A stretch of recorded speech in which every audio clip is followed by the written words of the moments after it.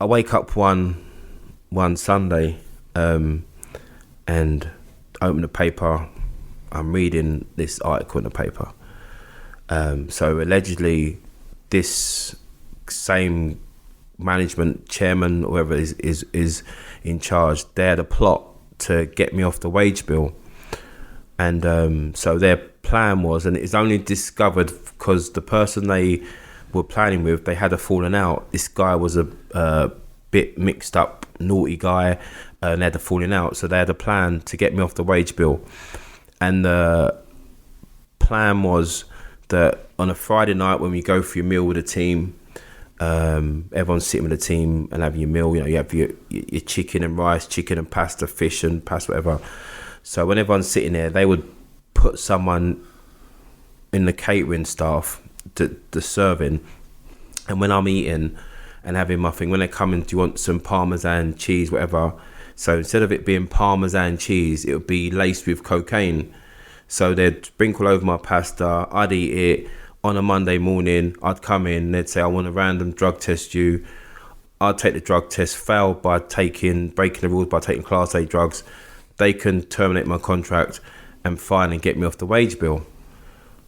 So I'm reading it like, the fuck? And obviously in that same article, it said how there was gonna, Kells used to live like yards from his local pub, like Bingley Arms, and he's walked down there, like, so when he walked down there, they get someone to beat him up, break his leg, claim on insurance, he wouldn't be able to play, but we get him off the wage bill. So I'm reading this, I'm like, oh my God, like, are they serious? Like, so I remember driving like to the petrol station, and I drove into the petrol station, and there's a guy in a black Porsche filling up, and I'm looking over, it's the same chairman's son, like the one who's supposed to have been plotting to do this. And I swear, like, took, like, I'm not like a violent or like aggressive person, so every strength for me to like say, like, to go over there and like weigh him in. And I'm like, and he's looking at me, I'm like, and like, look at me arrogant the same way he's telling these stories, like, oh yeah, I pay this. I'm like, and I went in, like, again, never done nothing could be done, because a story in the paper allegedly happened, but I'm like, oh my God.